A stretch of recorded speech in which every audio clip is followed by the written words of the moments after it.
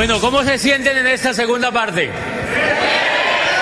¿Verdad que es emocionante lo que ha pasado, sobre todo los reconocimientos? Bien, entonces vamos a arrancar, tenemos poco tiempo, la verdad, con esta segunda parte. Y esta segunda parte es, para mí en el negocio, pues de las partes más importantes, porque cuando yo oí un diamante que contaba en CDs que él se había hecho diamante, yo dije, yo entonces, ¿por qué no me puedo hacer diamante? Si ese tipo dice que yo soy abogado, que él era abogado, y yo también soy abogado, porque yo no me puedo hacer diamante. O sea que el valor que tiene la historia es importante, porque es para que tú conectes y para que te des cuenta, pues que yo tuve los mismos problemas y quizá peores que los que tú tienes y pude hacer ese negocio. Entonces yo te voy a contar la historia para que te des cuenta que cualquier ser humano que tenga un sueño puede hacer ese negocio, que cualquier ser humano que esté harto de los resultados que está obteniendo allá afuera puede hacer ese negocio, y que cualquier ser humano que realmente quiera tener cambios significativos en la vida puede hacer ese negocio. Entonces arranquemos un poquitico. Yo les cuento que cuando yo empecé, yo siempre fui muy inquieto con las cosas que pasaban a mi alrededor. Cuando yo me acuerdo que yo, igual que ustedes, la mayoría, pues fui al jardín. Yo no sé si en ese tiempo existían, pero yo me imagino. Pero yo de chiquitico iba a una cosa allí. Y yo también fui a la escuela como ustedes, y yo hice el bachillerato. Yo recuerdo que a mí me enseñaban dónde estaban los ríos y los afluentes y los riachuelos, y todos los ríos me los enseñaban. Y yo me acuerdo que a mí me los enseñaban y yo tenía que decir la lección de dónde estaban los ríos, los riachuelos, los afluentes, como si yo fuera a ser pescador. Y a mí eso no me gustaba. Yo decía, pues miren, yo también estudié todo el bachillerato, toda la escuela, el bachillerato, y miren lo interesante, yo no me acuerdo de nada. De nada. ¿Alguien se acuerda? Yo no me acuerdo de nada. Entonces uno dice, qué pecado esos 15 años, ¿verdad? Ay, no, qué pecado. 15 años uno en esa cosa y uno no se acuerda de nada. Pero también uno se pregunta, ¿qué hacía mi papá conmigo allá en la casa? Por fortuna me entretuvieron al menos, y eso hay que valorarlo. O sea, ¿ven? Entonces cuando yo salgo de esa cosa, yo no me acuerdo de nada. Yo lo único que me acuerdo es que en el país hay 3 cordilleras. Son 3 o 4, 3, ¿verdad? 3. Pero a mí me encanta hoy, porque yo hoy las veo cuando paso en avión. Y yo digo, ay, sí, mira las 3 cordilleras que los profesores me enseñaban. Claro, esas son. ¿Que cuál es la central, la oriental y la occidental? Ay, pues yo todavía no estoy como muy interesado en definir exactamente cuál es. ¿Para qué? El día que yo tenga un problema, yo voy y busco cuál será la de la mitad, cuál la de acá. ¿Ahora para qué? Por eso yo nunca aprendí nada en eso. Yo no me acuerdo absolutamente de nada. De nada. Si alguien se acuerda, viene acá y yo le doy un bombombón. Yo traje unos bombombones acá. Y entonces, yo igual que ustedes, yo no sé ustedes, pero cuando yo terminé el bachillerato, yo me gradué, y yo veía que todo el mundo se iba a hacer una carrera. Entonces unos se iban para Popayán, otros se iban para Medellín, otros se iban para Bogotá. Todo el mundo quería irse a hacer una carrera, o sea, se querían hacer salchicha. Todo el mundo se quería ir para las universidades. Y entonces yo dije, ¿yo qué hago? Yo decía, ¿yo también qué hago? Entonces yo dije, no, pues entonces tocará irse a hacer una carrera. Claro, porque la familia te pregunta, ¿qué vas a hacer? Ya acabó eso, ¿ahora qué va a hacer? Entonces a mí mi familia me preguntaba, ¿qué va a hacer? Y yo dije, no, pues vamos a ver. Y me dijo, no, estudio una carrera de noche. Yo vivía en Neiva. Entonces me dijeron, estudié una carrera de noche. Y entonces yo me puse a pensar y yo dije, si es tan difícil encontrar un profesor exitoso de día, imagínense de noche, ¿sí? O sea, yo dije, porque de noche la gente llega muy cansada. Y la gente, yo veía que yo empecé a estudiar una carrera nocturna y la gente llegaba así, o sea, cansada de trabajar todo el día y hacer una carrera de noche. Y los profesores llegaban más cansados todavía que los alumnos. Entonces a mí no me llamaba la atención eso, yo quería algún ambiente más loco, pues como más lleno de energía y donde se pudieran hacer otras cosas. Entonces yo por esos días llegó una revista a mis manos. Yo ya sospechaba que la educación no lo llevaba a uno a ningún lado, o sea, la educación tipo salchichaojo, porque no me opongo a la educación, no es lo mismo la educación que las carreras, ¿están de acuerdo? Thomas Alva Edison era un educado impresionante, el cerebro más brillante de los Estados Unidos, pero él no fue a la universidad porque en el colegio la maestra lo votó. En la escuela la maestra lo votó porque era un niño hiperactivo. Hoy a los niños hiperactivos los llevan donde el psicopedagogo, pediatra, y le dan una pastillita para que se vuelva bien imbécil.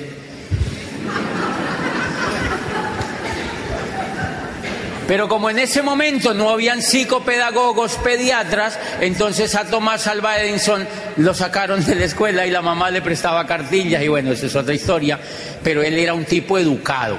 Yo ya sospechaba que la educación era buena, pero que esa cosa de las carreras, eso no lo llevaba a uno a ninguna parte, porque yo veía el fracaso profesional en general. Eso hace 20 años. 20 años, o sea, la era industrial ya llevaba churruscando de 30 años.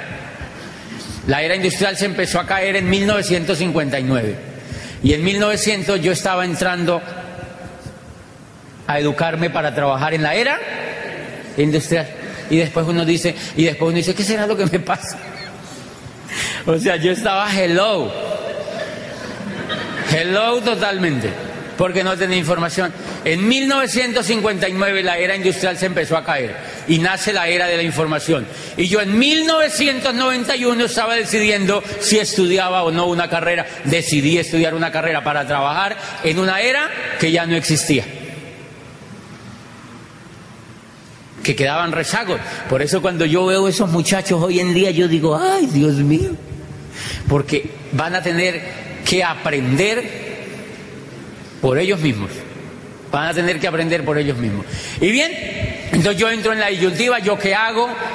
Y por esos días llegó a mis manos una revista que se llama Diners, una revista de una tarjeta de crédito, y allí decía, yo estaba escogiendo como para dónde me iba porque yo de noche no quería estudiar, y entonces en esa revista decía Academia de Presidentes, y mostraban una foto de un claustro, y decía abajo, en una letra bonita, decía, la Universidad del Cauca, en Popayán, es la única universidad en Colombia por cuyo claustro de la Facultad de Derecho han pasado 16 presidentes de la República.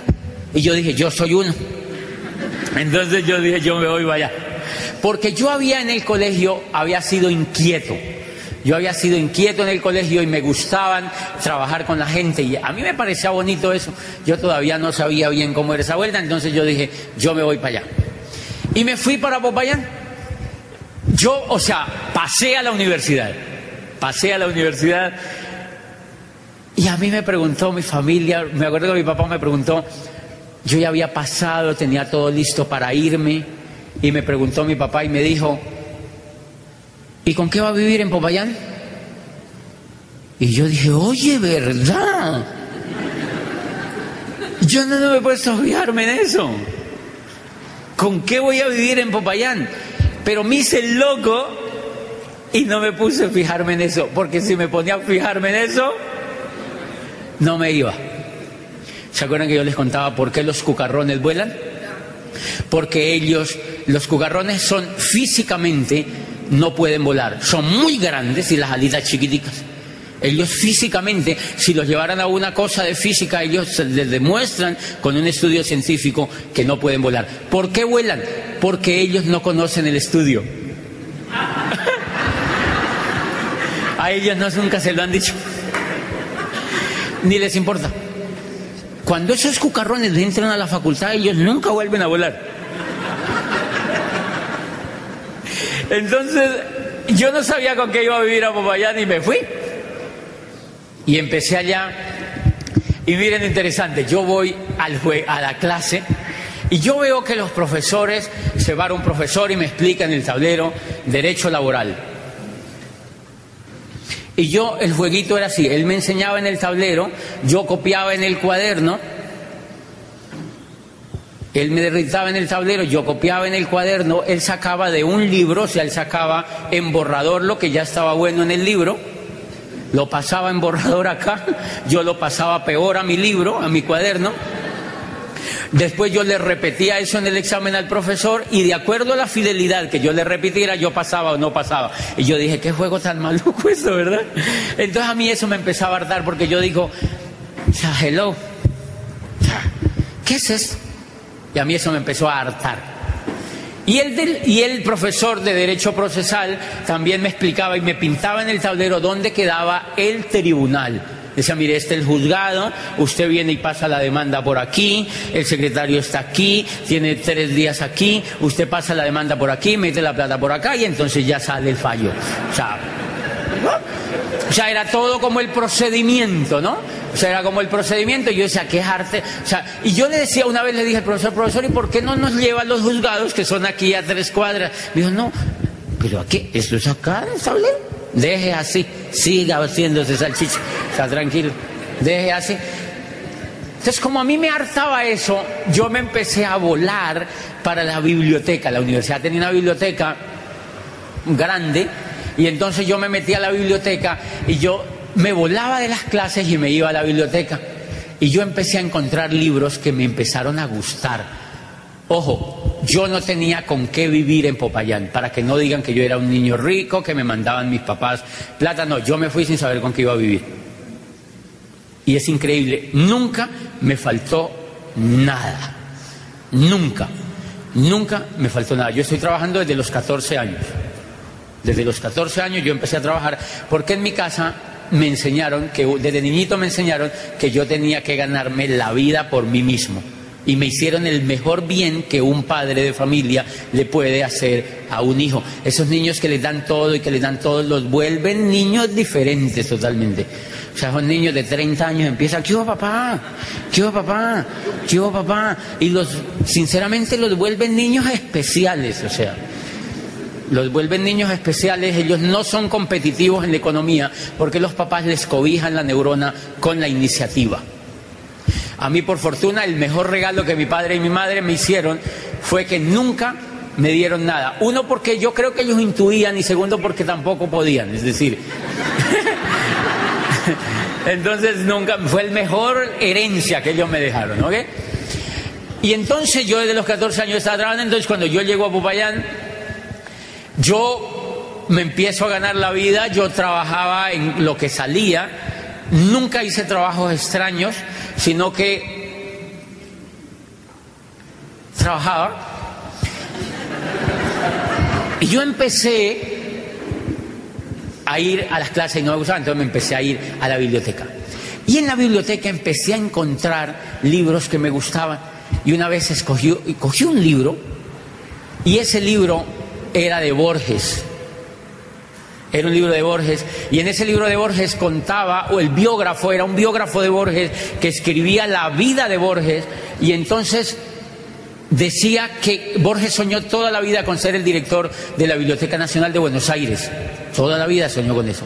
Y justo en la época cuando lo nombran de director de la Biblioteca Nacional de Buenos Aires, quedó ciego, total. Imagínate un escritor ciego total.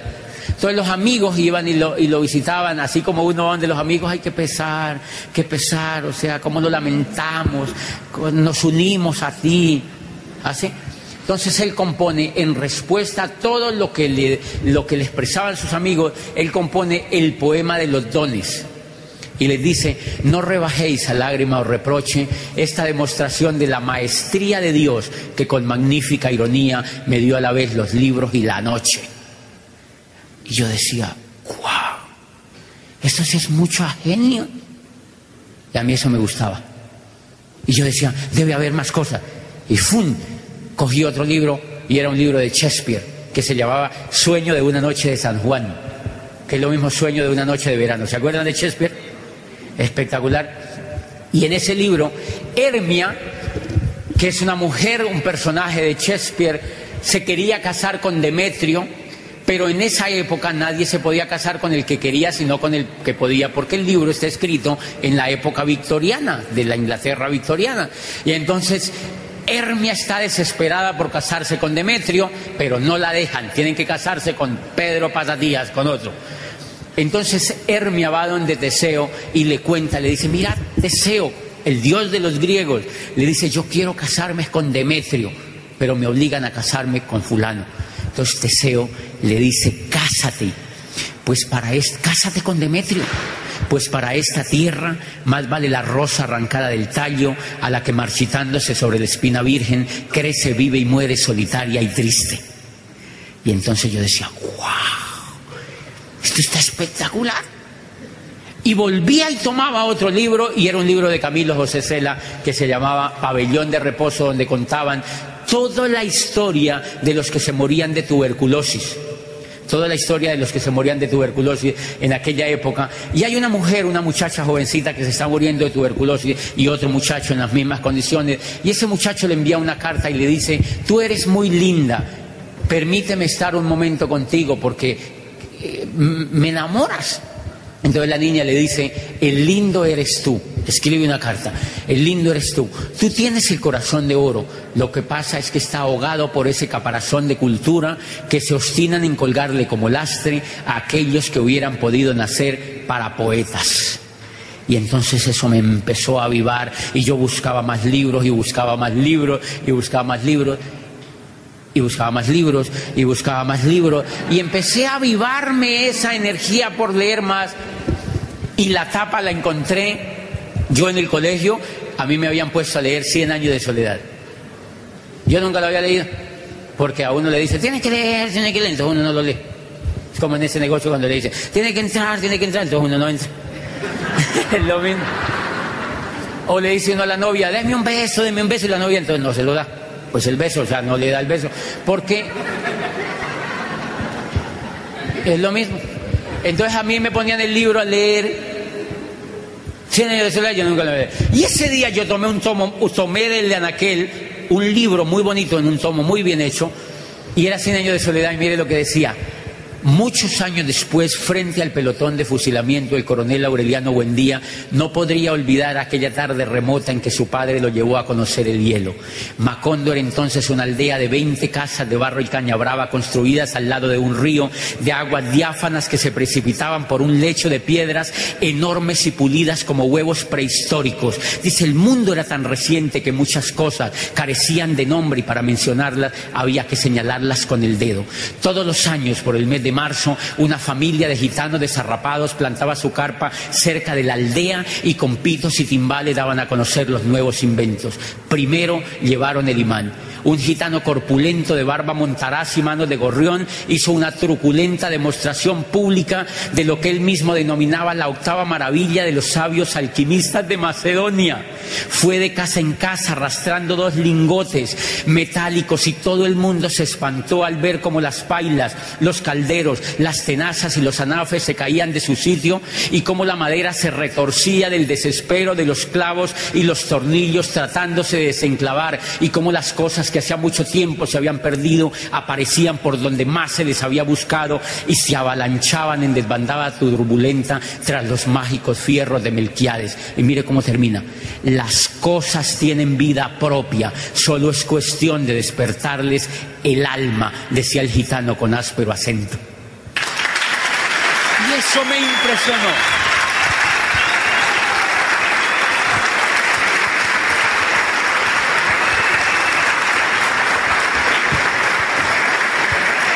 Y yo me quedé atónito en la última parte. Las cosas tienen vida propia, solo es cuestión de despertarles el alma, murmuraba el gitano con áspero acento. Y yo dije, esto está como un secreto. Sin saberlo, yo estaba pegado del programa educativo. Ya tenía mi PEC y yo no lo sabía. Yo ya estaba estudiando el PEC. y los demás estaban estudiando Derecho.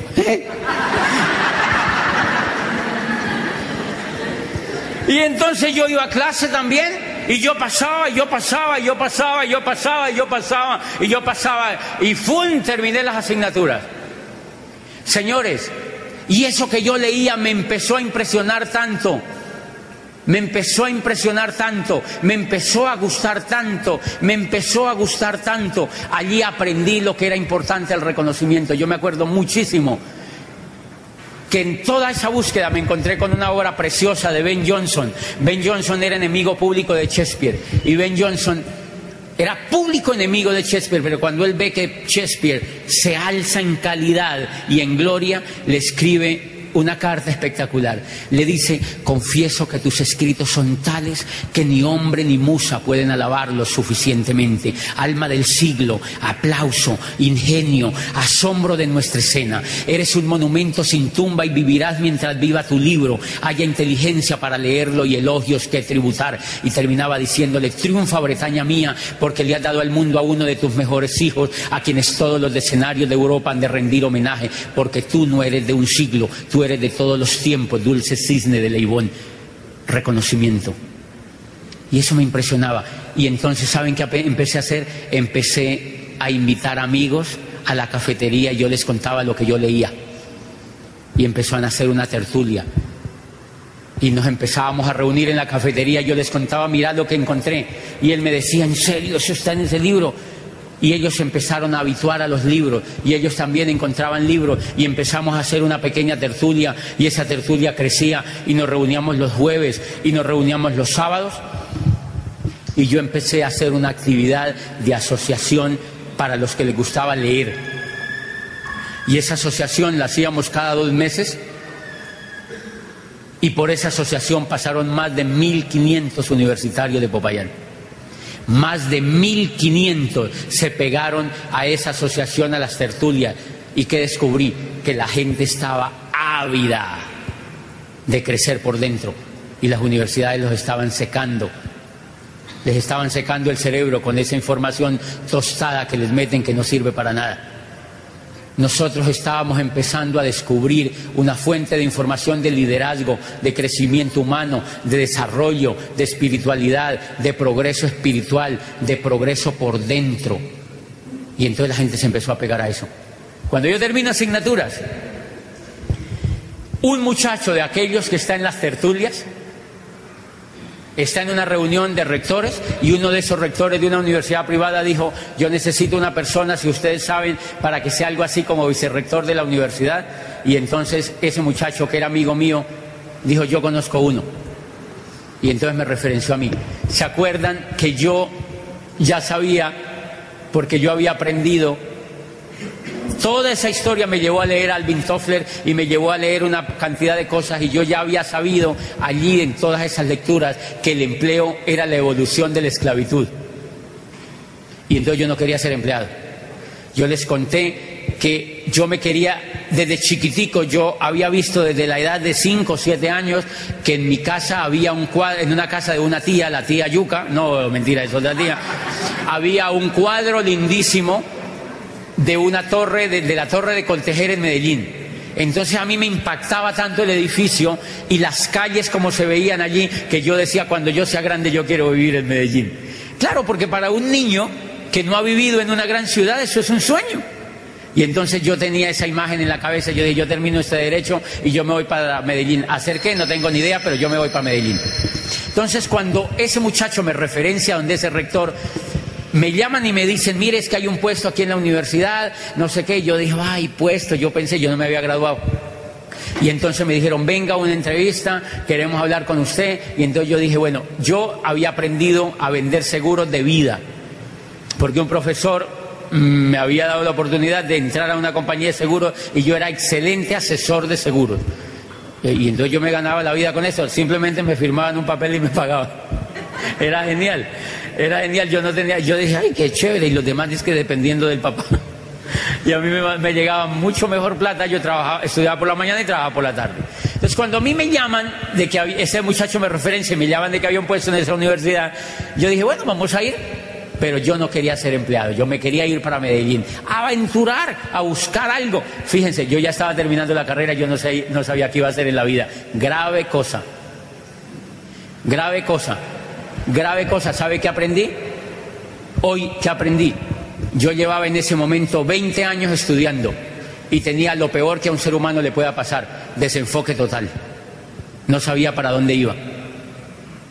Después de estudiar 20 años y ya iba siendo abogado y me iba para Medellín a ver qué encontraba. Desenfoque total. ¿Y ustedes creen que ahí puede haber éxito?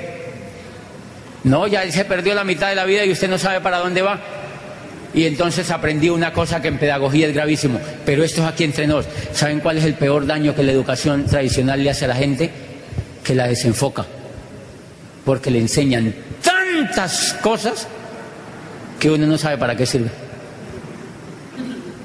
Entonces han visto, muchachos, yo estudiaba, allá se me graduaban administradores de empresas, ellos se sentaban y yo les decía: Jair, dígame una cosa, usted ya se graduó de administrador, dígame qué sabe, usted qué sabe hacer. Y él se quedaba viéndome así con la carota y yo le decía: ¿cierto que no sabe nada? No saben nada. ¿Por qué? Porque les enseñan, le vuelven esa cabeza como una piñata. Como una piñata. El éxito es de los que se enfocan en algo, señores. Y la educación está hecha para desenfocar a la gente.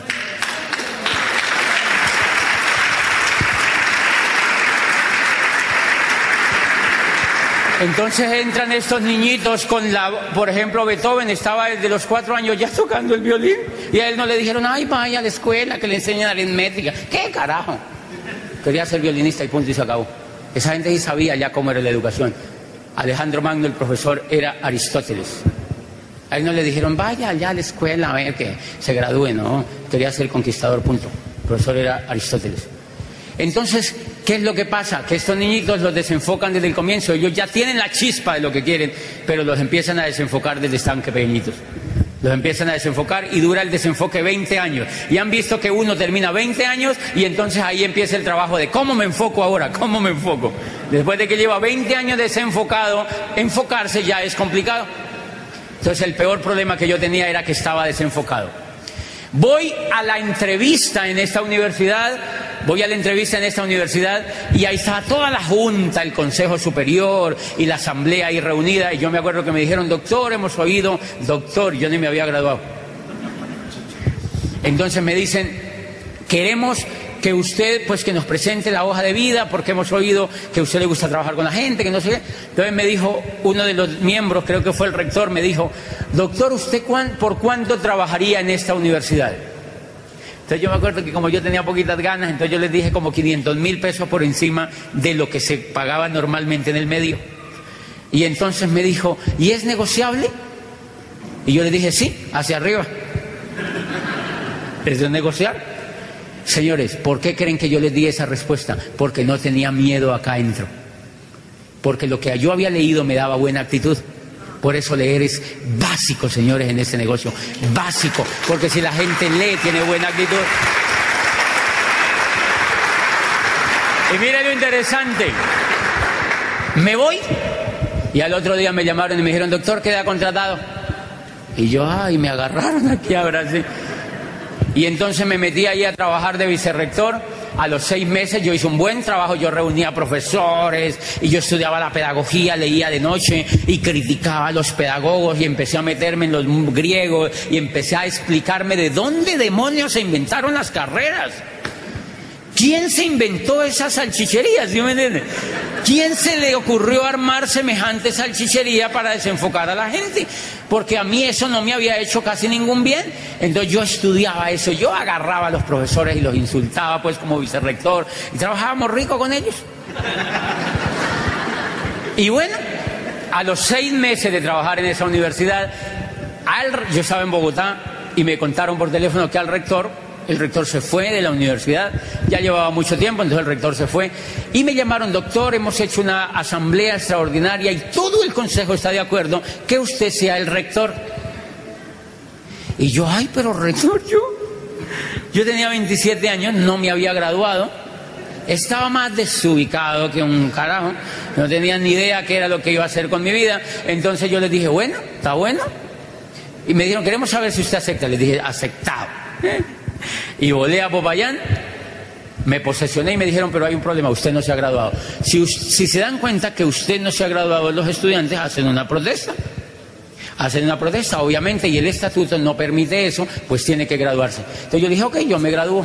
Y graduarse de abogado es una gincana total, porque a uno lo ponen a hacer una gincana.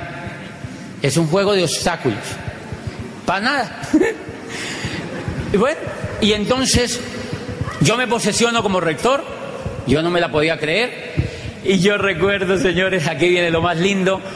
A mí me había dado clases en la universidad, me había dado ciencias políticas, un profesor que era comunista, totalmente comunista, el tipo comunista, o sea,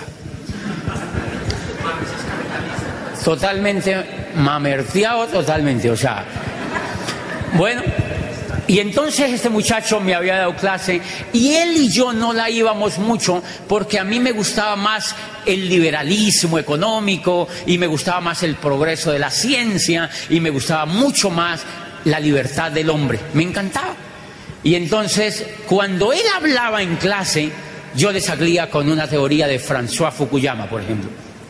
Así toda rara, de un profesor de Chicago. Y él me decía, ¿usted de dónde se sacó eso? Porque la teoría era buenísima. Entonces él vivía conmigo así como y no me quería mucho. Me quería, creo que era asesinar. Pero no la íbamos muy bien. Pues miren, cuando yo soy nombrado rector me llega una tarjeta y quien firmaba la tarjeta era el decano de la Facultad de Derecho de la universidad. Ese profesor había sido nombrado como decano simultáneamente cuando yo era nombrado rector de la otra. La diferencia era que yo era rector y él era decano. Pues éramos de universidades diferentes, pero él me manda una tarjeta espectacular y decía, nos alegra enormemente que un alumno tan temprano, egresado de nuestra alma mater, aún, pues no decía aún sin graduarse, pero ya egresado tan temprano de nuestra alma mater, ya sea el rector de una de nuestras universidades. Y entonces yo dije, uy, no, entonces yo voy es para arriba en esta vaina, ¿sí me entiendes? Y entonces yo feliz y tal, le hice esa tarjeta, así yo casi la enmarco. Y bueno, era el decano. Justo en esa semana, yo dije, bueno, si el decano me manda a felicitar, es el que no me quiere, yo no me he graduado, ¿será que ablanda? Pues porque él es el que decide prácticamente el grado. Señores, la amistad sirve en todo. Lo que pasa es que uno no lo sabe. Eso está en una cosa que se llama Cómo ganar amigos e influir sobre las personas, que se lee en este negocio. En esta universidad. Pues justo en esa semana llega el decano, ese decano que me manda la tarjeta, llegó a la oficina mía con una cara de aquí hasta aquí, la sonrisa. Yo dije, me viene a felicitar otra vez en vivo. Y cruzó, la secretaria me dijo, doctor, el decano de la Facultad de Derecho viene a saludarlo, quiero hablar con usted. Y abrió la puerta y entró con una sonrisa. Yo era la primera vez que le veía los dientes. Porque era medio amargueta, yo nunca lo había visto sonreír. Y yo dije, uy, doctor, pero qué chévere tenerlo acá, mi profesor ilustre. Y bueno, entonces él entró acá a la rectoría, yo me senté, yo tenía una oficina, pues grandotota así, y con unas banderas acá de Colombia y tal así. Y entonces yo tenía un escritorio así, o sea, un chiquero grande tenía yo así. Entonces, yo estaba sentado allí y este decano entró y me dice, yo ya lo felicité, pero vuelvo y lo felicito, doctor, no sé qué. Yo le dije, ¿por qué está tan contento? Yo lo veo muy contento, yo no creo que sea por mi nombramiento. Y me dijo, no, es que le vengo a contar algo. Conocí un negocio. Eso fue año de 1998. Año de 1998, conocí un negocio espectacular y decía así, es increíble, nos vamos a hacer millonarios, nos vemos en las playas del mundo, nos vamos a hacer millonarios, nos vemos en las playas del mundo. Yo decía, este man se churreteó de ese coco, o sea. Yo dije, qué man tan raro como está. Y él decía, sí, nos vamos a hacer millonarios, nos vemos en la playa del mundo, venga, sentémonos. Y yo le cuento, y yo le dije, negocio de... Porque yo decía, ¿negocio él? Si era remamerso. O sea, esto no lo graban por fortuna, pues. Entonces yo le dije, ¿y qué negocio es? Y entonces me explicó, es una empresa de unos productos y que hay jabón y hay no sé qué. Y yo le dije, ¿y de dónde es la compañía? Y me dijo, es americana. Y yo dije, comunista. Empresa americana. Con todo lo que este rajó de los americanos. Y ahora está emocionado con una empresa de jabones. ¿Qué? Es increíble. Esto es Sodoma y Gomorra. La caída del muro de Berlín otra vez aquí con este señor. No, de razón el mundo está desvirolado.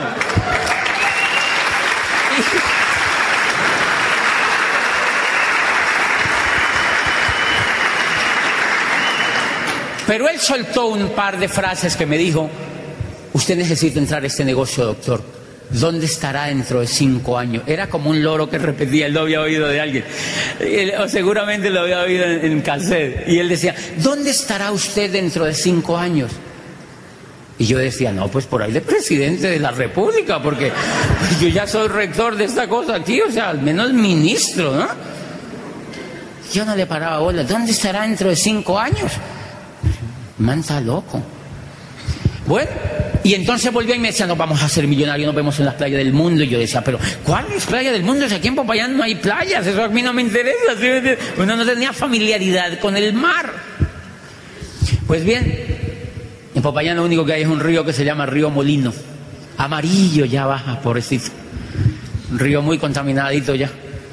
Y entonces, no hay playas allá. Y ese lenguaje me parecía re loco. Entonces él se sentó y me hizo un monacho ahí en una hoja. Yo no sé ni qué me mostró. Yo le dije, ¿y usted qué es lo que quiere? Le pregunté y me dijo, que entre, me dijo. Que entre, doctor, conmigo a eso. Y volvió y nos vamos a hacer millonarios y nos vemos en las playas del mundo. Y yo dije, ¿cuánto vale la entrada? Y me dijo, 280.000 pesos. Y yo dije entre mí, ¿tanto? Porque imagínate el sueldo de un rector. O sea, a mí eso me parecía que era como sacarle el pelo a un reloj. O sea, entonces a mí me parecía harta plata. Y entonces yo le dije, ok. Entonces él me dijo, yo pensé en un instante, yo dije, bueno, este es el decano, yo no me he graduado. Este es el decano, yo no me he graduado. Este es el decano, yo no me he graduado. Él tiene mucha influencia en el grado. Este es el decano, yo no me he graduado. Me invita a un negocio de jabones y una vocecita me dijo inmediatamente, entre, idiota.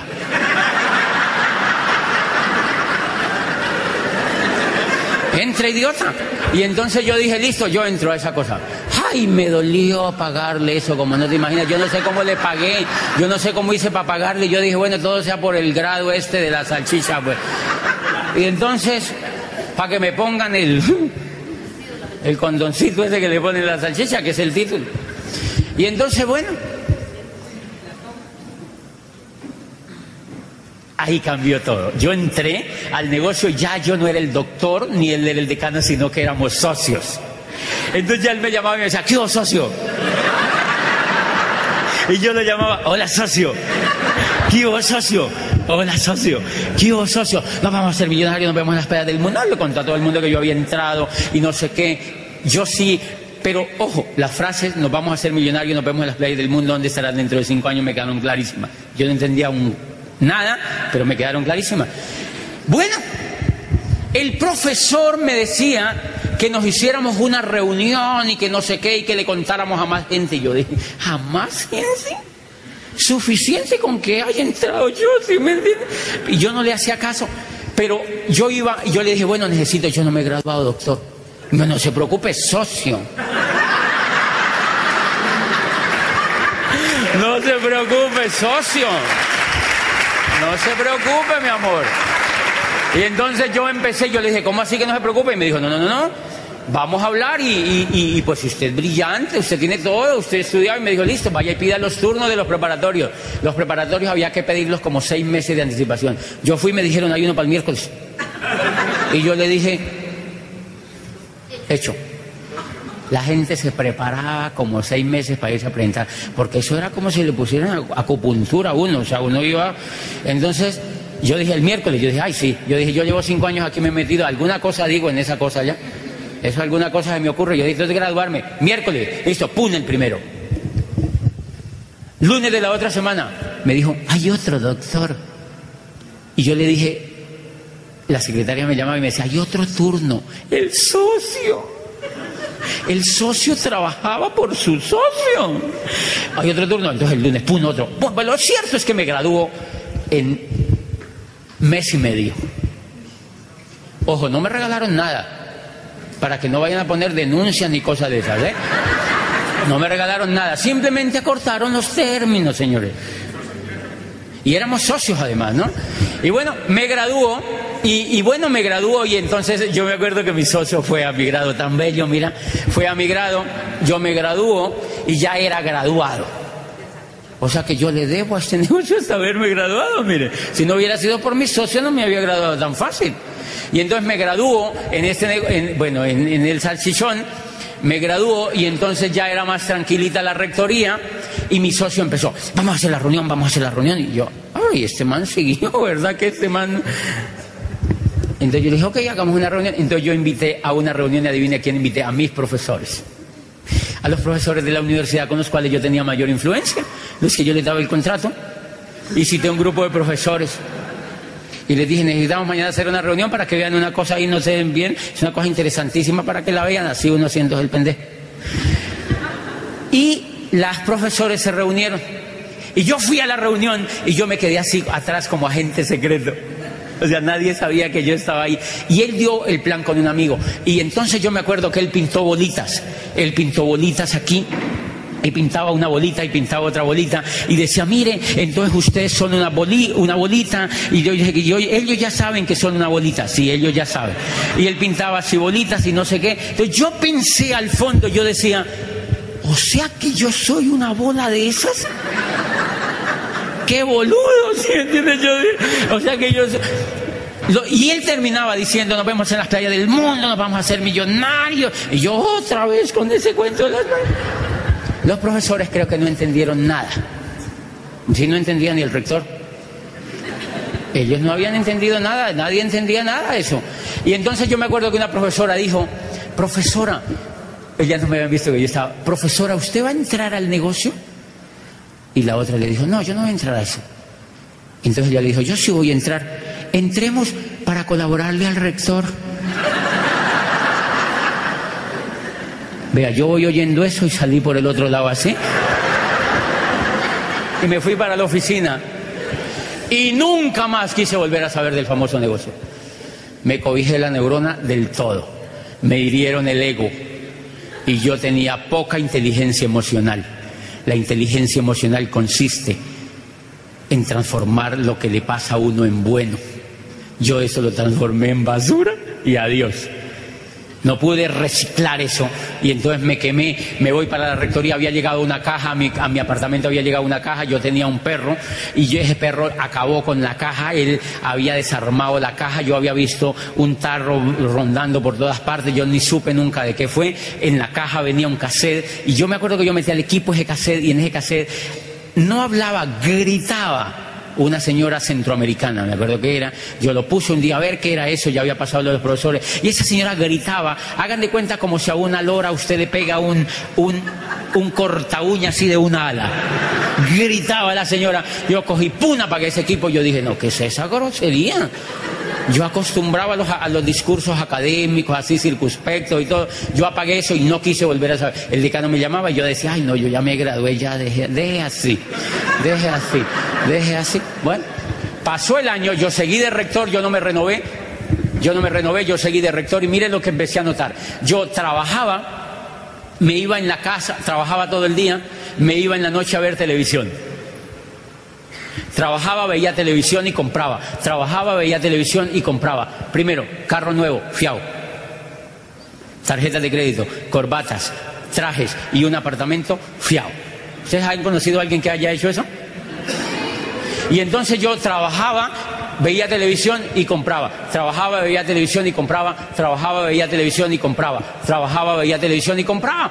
Y llegó un momento en que todo lo que compraba la plata no me alcanzaba, entonces yo prestaba plata. compraba con las tarjetas de crédito, entonces empecé. Trabajaba, veía televisión, compraba y me endeudaba. Trabajaba, veía televisión, compraba y me endeudaba. Trabajaba, veía televisión, compraba y me endeudaba. Y yo me empecé a hartar, porque yo decía, ¿y este jueguito es así toda la vida? Ay, de razón, yo no quería estudiar. Yo empecé y dije, y eso lo hace todo el mundo. No, qué impresión. Y me empecé a deprimir, pero yo no me daba cuenta. Hoy sé que era una depresión. Me empecé a perder la alegría que me había caracterizado por la ocupación de la rectoría. Yo no había vuelto a leer a Shakespeare, yo no había vuelto a leer poesía, yo no había vuelto a tener el PEC porque ya no me quedaba tiempo y el coco se me empezó a churruscar.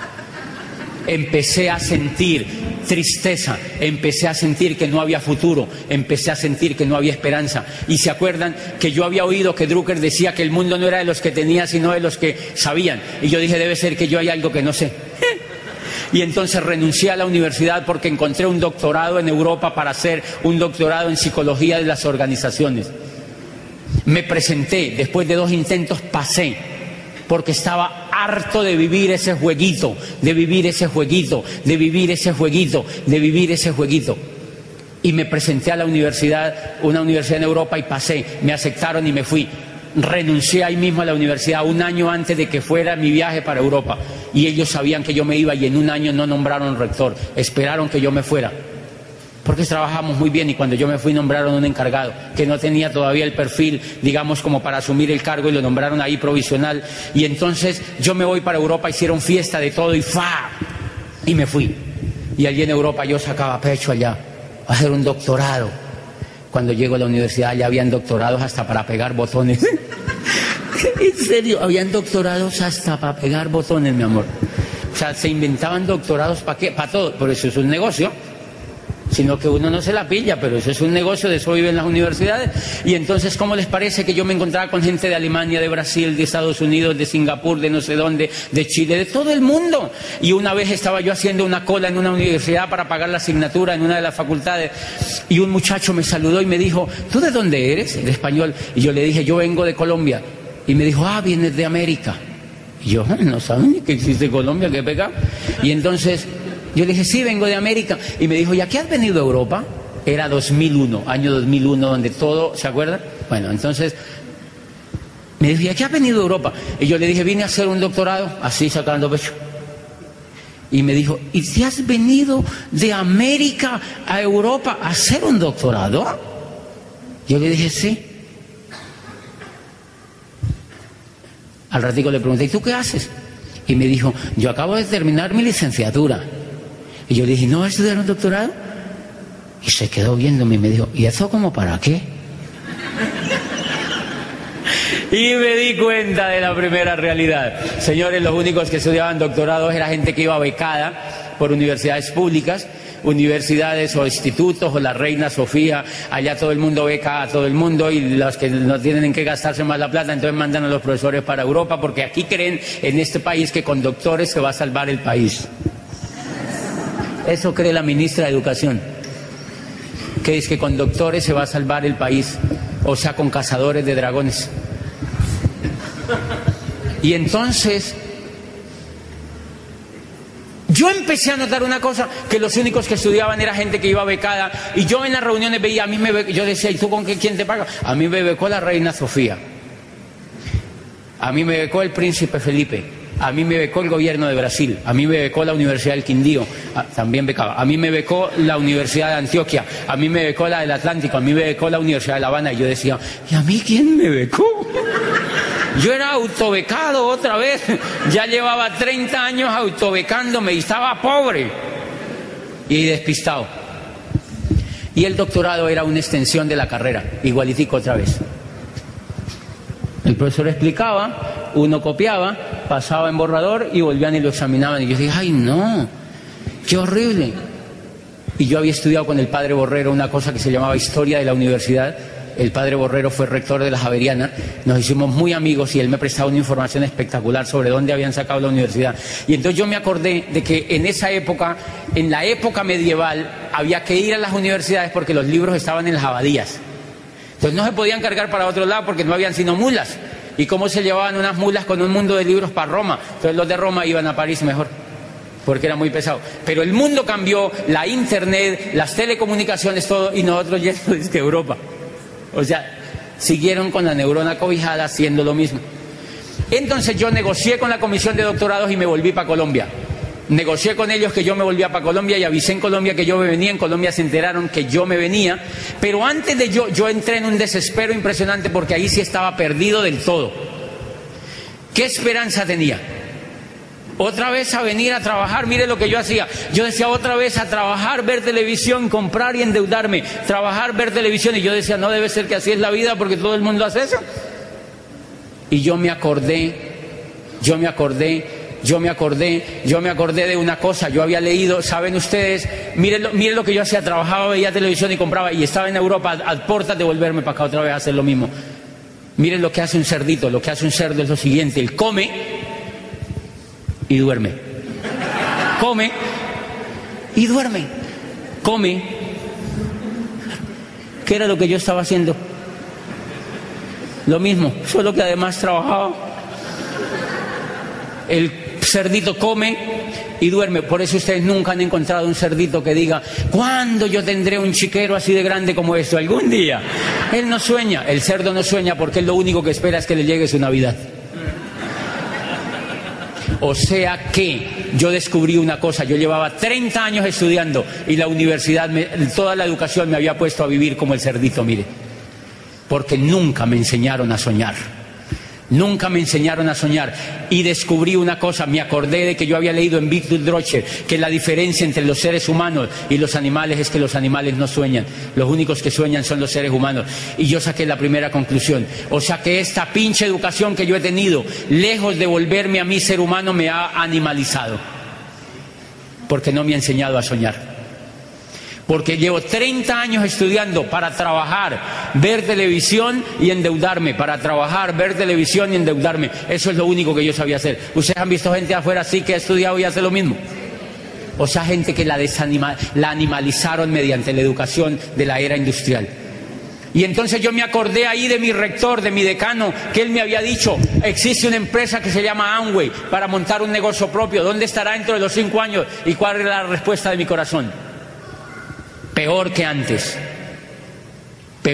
por no haber hecho caso, por no haber escuchado información, por no haber sido juicioso, por haber sido egoísta quizá con la información. Y miren lo interesante, me acordé del tal Amway y busqué en internet Amway España y me apareció Amway España, edificio Pacific, los Hospitales de Llobregat en Barcelona. Un italiano que era amigo mío cogió y me llevó allá en su carro. Y yo me bajé allá, yo andaba buscando algo. Primera característica importante, este negocio no lo hace alguien que no ande buscando.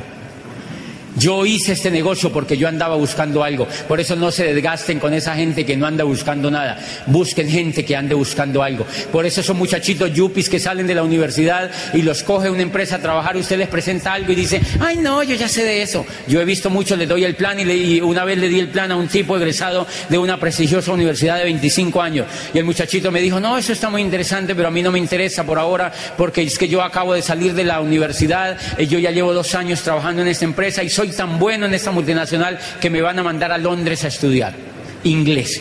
Para cuando vengan me ascienden de puesto. Yo le dije, sí, Juan Carlos, eso no es para ti. Pero en mi corazón yo digo, miren este, ya lo explotan en español, ahora quiere que lo exploten en inglés. Pero él no sabe, señores. Él se va a dar cuenta dentro de 20 años cuando lo eche esa empresa y se dé cuenta que nunca construyó nada. Y eso ya me estaba pasando a mí en Europa. Y yo fui a buscar el tal Amway ese y fui al edificio Pacific. Y mire lo que me pasó. Voy al mostrador. Yo no tenía ni idea cómo se hacía ese negocio. Yo no sabía que existía una universidad que soportaba el negocio, que se llamaba Pronet. Yo no sabía. Yo no sabía que existía una información impresionante que lo volvía a uno profesional. Yo lo que sabía que era una empresa de productos. Y en el mostrador me pasaron una serie de catálogos. Y yo le dije a la muchacha, yo quiero entrar a este negocio, yo quiero hacer este negocio porque me han dicho que este negocio es próspero. O sea, yo ya había tocado fondo. Ya había tocado fondo. Por eso hay mucha gente que no ve esto, porque están esperando tocar fondo. Están esperando tocar fondo. Yo ya había tocado fondo el orgullo ya se me había bajado y empecé a buscar ahora sí las soluciones. La muchacha me prestó a mí un grupo de catálogos, paquete de catálogos. Y yo le dije, yo quiero hablar con la persona más exitosa que hay aquí en España para yo aprender y para que me enseñe. Y la muchacha me dijo, ok, te voy a presentar con doña Rosa. Yo en todos los seminarios les cambio el nombre para que no la busquen. Porque si no sería terrible con la señora. Entonces me dijo, le voy a presentar a doña Rosa, fue la de las primeras personas que entró aquí en España. Yo, ok, dame el teléfono. Yo dije, debe ser diamante intergaláctica, así como dice, pues. Entonces yo, Carlos Abel, entonces yo tomé el teléfono y me fui con los catálogos. Y me fui para el apartamento en Barcelona. Y yo me senté allá, yo llegué al apartamento y me senté así. Y yo veía los catálogos y yo decía... Yo veía cremas de dientes, jabones, desodorantes, cosas de afeitar, y yo veía esto y yo decía, es rector universitario, columnista de prensa, abogado, psicólogo, estudiante de doctorado, y estoy a punto de entrar a la venta por catálogo.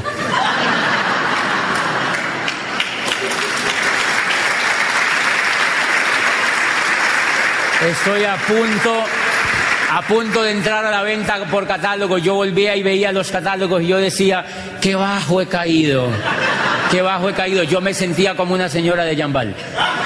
O sea, me sentía, yo decía, debe ser que yo soy una cabeza de familia. Increíble, yo me sentía despistado, mucho más despistado, mucho más despistado, mucho más despistado, mucho más despistado, mucho más despistado. Pero sin embargo llamé el teléfono y me contestó doña Rosa. Yo creo que la señora casi se desmaya. No es lo que están pensando, casi se desmaya cuando yo llamé porque yo le dije, señora, yo quiero conocer el negocio. Siempre yo dije, yo voy a buscar más, yo quiero conocer el negocio, yo quiero hablar con usted porque me han dicho que era la exitosa. Me dijo, claro, nos vemos mañana a las 5 de la tarde. Yo le dije, listo, en la esquina de no sé qué, con no sé dónde. ¡Pum! Yo llegué como 5 minutos antes. Y saben que yo me acuerdo, yo me acordaba de mi madre, yo le decía a mi madre, tiene que haber algo para mí, eso tiene que ser espectacular y tiene que ser para mí. Señores, hay muchos seres humanos que no valoran esta oportunidad, no la valoran porque la vida no les ha dado todavía los garrotazos que se merecen. Y muchos se los están esperando, pero igual los tienen que hacer, porque esto es totalmente una tendencia que yo ya la había visto y no la había visto. Y voy donde la señora y me reúno con ella. Y ella estaba feliz porque yo la había encontrado y me dijo, camine para mi casa. Y nos fuimos para la casa de ella, me presentó a su marido, pues al de ella. Y entonces, y a sus niños, tenía 3 niños lindos. Y yo le dije, doña María, ¿usted cuánto lleva en el negocio? Doña Rosa. Rosa María, ¿eh? Doña Rosa María, ¿cuánto lleva usted en el negocio? Por favor, sean cómplices, ¿eh? Y le dije, doña Rosa María, ¿cuánto lleva usted en el negocio? Y ella me dijo, yo llevo 12 años. Y yo le dije, ¿y usted qué hace fuera del negocio? Yo la veía que vivía normalito. Y entonces me dijo, yo trabajo en el ayuntamiento. O sea, trabajar en el ayuntamiento es como trabajar en la alcaldía de Armenia. Entonces yo dije, negocio millonario, lleva 12 años y trabaja en el ayuntamiento. No, qué futuro el que me espera, qué futuro el que me espera. No, yo no. El reflejo de lo que tú buscas, fíjate. Yo no sabía cómo funcionaba en el negocio. Yo no sabía que hay personas que se demoran más que otras porque el coco lo tienen diferente a las otras, señores. Porque no se pone en el camino de la educación rápidamente y porque sencillamente somos diferentes todos. Y esta señora estaba en el proceso, pero yo la juzgaba con los ojos que tenía de rector. Yo no sabía que ella necesitaba un proceso y un tiempo para educarse. Yo no lo sabía y por eso yo casi me achurrusco. Pero yo seguí yendo a su casa y cada que yo iba me daba maní. Me daba maní, yo comía maní y volvía y me decía el marido, no vamos a ser millonarios, nos vamos a ser millonarios, nos vemos en las playas del mundo, esto va a explotar, esto va a explotar, esto va a explotar, esto va a explotar, esto va a explotar, esto va a explotar, estamos trabajando mucho, esto va a explotar aquí en España, esto va a explotar, esto va a explotar. Entonces yo dije, año 2001, todo estaba explotando y el tipo me decía que esto iba a explotar. Yo dije, no, yo mejor me voy para Colombia, que tal que esto explote. Y me fui.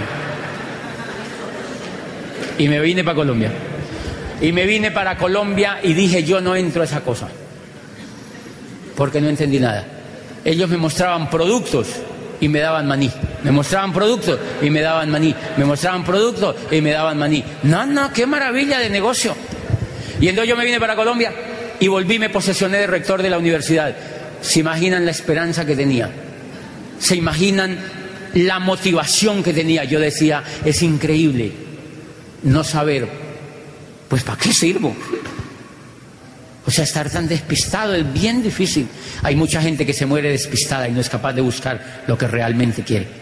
No es capaz de hacer algo definitivo. ¿Sabían ustedes que las personas que no les gusta la mediocridad buscan hasta el último centavo para encontrar lo que les gusta? Las personas mediocres no les gusta hacer eso. Mejor dicen, dejen así. Igual la vida es una, morámonos rapidito, ¿sí me entienden ya? Pero yo no me soportaba eso. Y con todo eso lo que me pasó, llegué a Popayán y me posesioné. Y yo seguía en mi corazón diciendo, debe haber algo para mí, debe haber algo para mí, debe haber algo para mí, debe haber algo para mí, debe haber algo para mí. Después entendí, un día iba pasando por la calle, yo llevaba 3 años de volver a estar como rector otra vez. Había completado el 8º año ya de rector y estaban que me echaban ya. Claro, ¿quién se aguanta un rector 8 años? Eso es una peste allá adentro porque es mucho tiempo. Los rectores, si acaso, los tienen 2 periodos, yo llevaba 4. O sea, yo tenía, o me tenía que hacer algo, o me tenía que ir a buscar un puesto de menor rango en otra parte. Señores, no había ninguna alternativa otra para mí. Tenía que salirme de esa cosa e irme a buscar una cosa allá afuera de menor categoría, porque esos puestos no abundan, señores. Y entonces yo, antes de eso, me volví presidente de la Asociación de Universidades de allí. Eran 12 universidades y yo era el presidente. Y de todo lo que aparecía me nombraban a mí de presidente. De todo, hasta de la Asociación de Monjitas Descalzas, todo yo era el presidente. O sea, todo me nombraban a mí de presidente y yo lo asumía. Y yo me sentía importante, era como llenándome el ego, pues, porque yo no sabía qué más hacer. Y yo dije, pues si me echan de aquí en alguna cosa, entro a Honoren a trabajar en eso. Porque yo no quería volverme abogado litigante, no me interesaba, porque yo veía la vida que llevaban allá afuera estresada, sin dinero, endeudados y con puras apariencias la mayoría. No todos, por favor, no todos. Y bueno, hasta que un día iba cruzando la calle y apareció un muchacho que yo había visto en la época del rector, en la época del decano. Apareció un muchacho en la calle que se llama Gustavo Ramírez, iba por la calle y es increíble, muchacho. Ese muchacho me simpatizaba, me caía bien y yo lo vi ese día, andaba todo bonito, andaba encorbatado y yo también andaba encorbatado porque yo era rector. Clave el mensaje que uno le lanza a los demás con la apariencia personal. Ustedes no se imaginan lo importante que es. Si yo lo hubiera visto con unos jeans apretados o cualquier cosa, yo no le paro bola, ¿sí me entiende? O sea, yo lo vi que era ejecutivo, que andaba bonito. Andaba como un señor de negocio y andaba con un bolsito así. Y entonces me dijo, hola José, ¿cómo estás? Casi nunca nos veíamos. Él decía, yo he ido a muchas de las charlas que tú das de los congresos y cuando tú inauguras las cosas, yo hoy me meto allá y te veo. Y él me había oído hablar y yo en los discursos hablaba de sueños. Yo le hablaba a los estudiantes de sueños. Y a nosotros lo que nos daba era sueño allá adentro. O sea, yo les hablaba de sueños porque yo decía, yo había leído biografías y yo sabía que los sueños existían. Pero yo no sabía cómo hacer realidad mis propios sueños. Y entonces, ese muchacho me dijo, yo le quiero contar algo. Y me dijo, yo le dije, ¿qué estás haciendo? Y me dijo, yo estoy haciendo el negocio de Amway. Creo que él al principio me dijo, yo estoy haciendo un negocio. Yo quiero hablar contigo, yo hace rato te tengo en una lista, quiero que hablemos porque es un negocio espectacular que se trabaja por internet. Yo le dije, ¿qué negocio es? Y me dijo el de Amway. Yo, otra vez eso de Amway, otra vez. Tercer round, otra vez. Y entonces yo le dije, te espero mañana en la oficina, sin embargo. Y fui a la oficina el otro día y me contó y yo no entré ahí. Y él me dijo, pues entonces cómprate una crema de dientes. Y me dejó una crema de dientes de esa Glister. Y yo le dije, ok, déjame. Y yo le dije, pero yo aquí no tengo plata. Nunca tenía. Entonces me dijo, no, déjatela. Y entonces me la dejó. ¿Y cómo les parece que yo, como a los 3 días me lo encontré en el Parque Caldas de Popayán? Yo iba pasando así de rector, yo iba a otra, porque como yo era el presidente de la Asociación de Universidades, yo iba a todas las 12 rectorías.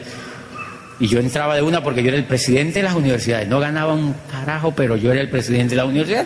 Entonces yo iba pasando para allá. Y yo lo vi en el Parque Caldas. Y él iba otra vez bien vestido e iba con un bolsito de esos de cargar guayos. ¿Así? Y entonces yo lo vi de lejos y yo sabía que en ese bolsito llevaba cremas de dientes. Y yo pensé, a ver, gente berraca en la vida.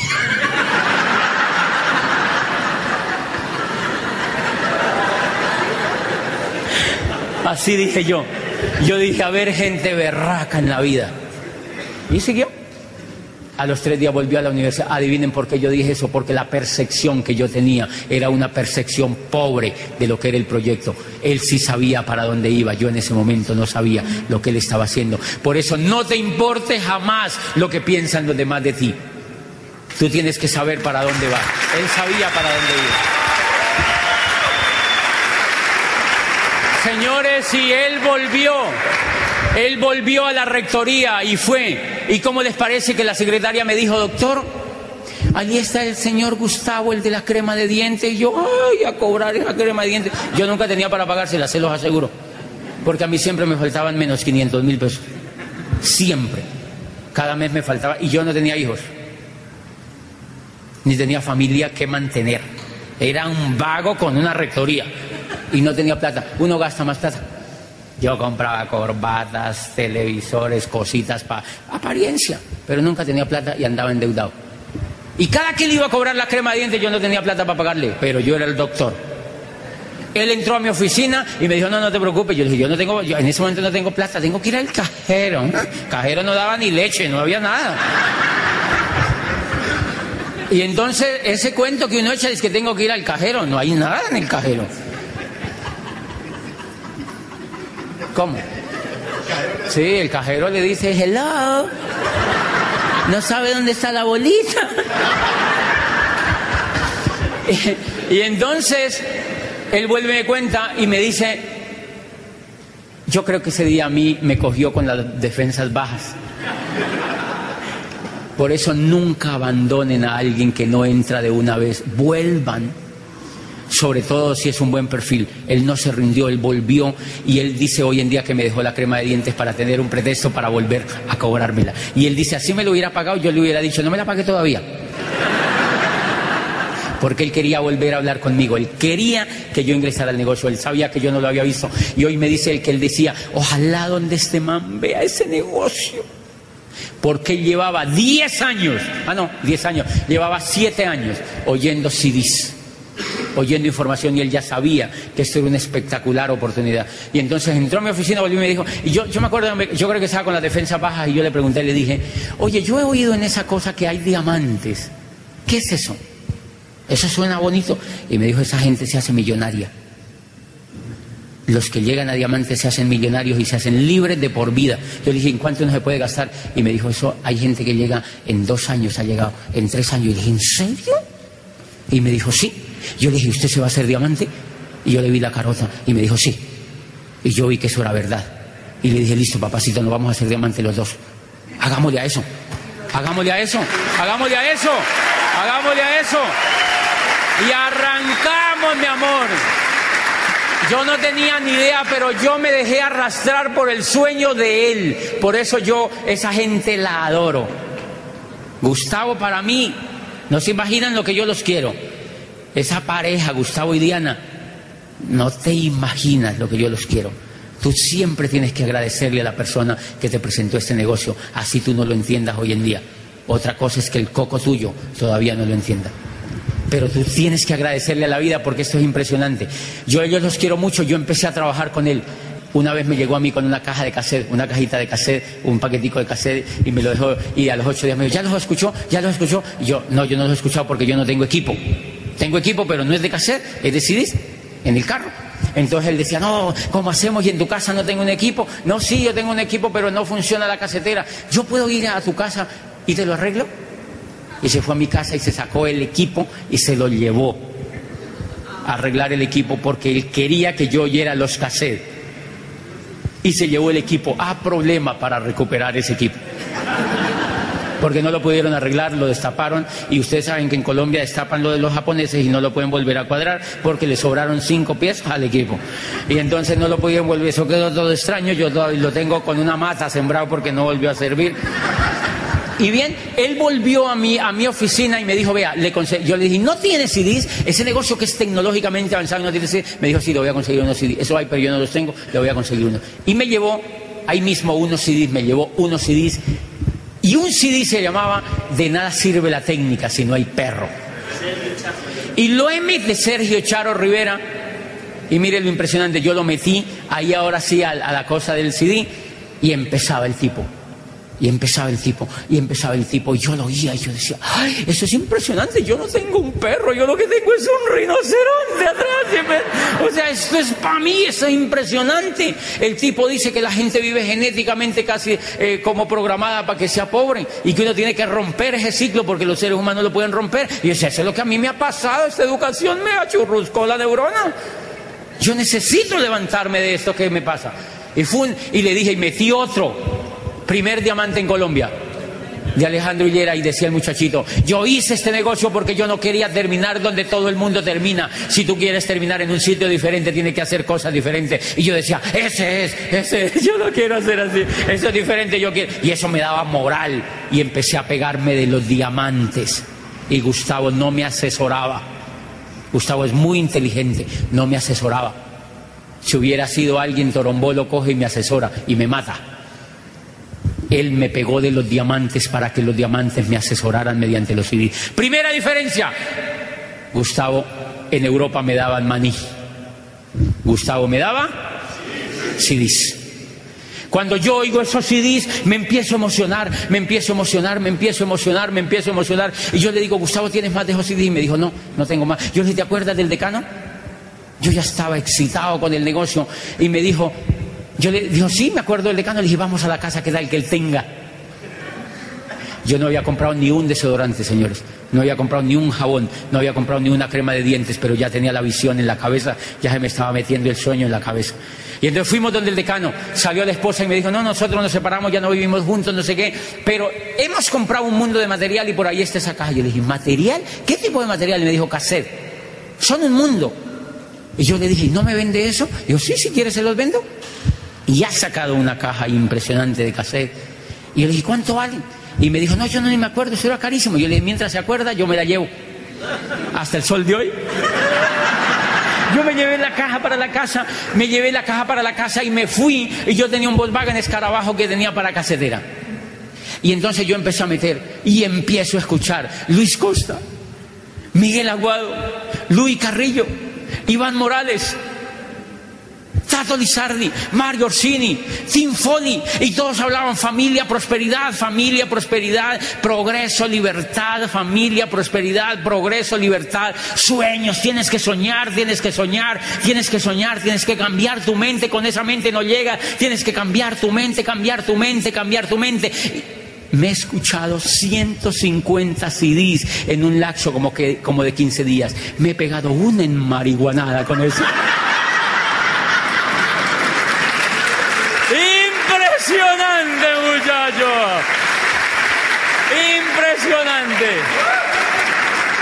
Y eso para mí fue como haberle metido candela al Challenger, ¿han visto? Así ese humo que saca así. Y yo me levé y me iba, y empecé plan, y me decían, eso es sangre, y yo ya sé, listo para un lado el otro. Pero como yo seguía plan, los que se morían, no había quien los enterrara porque yo no tenía tiempo para fijarme en ellos. Y entonces como nadie los enterraba, los demás empezaron a dar cuenta que los que se morían nadie los enterraba, y entonces se dejaron de morir. Ese es el secreto de este negocio, muchachos. Si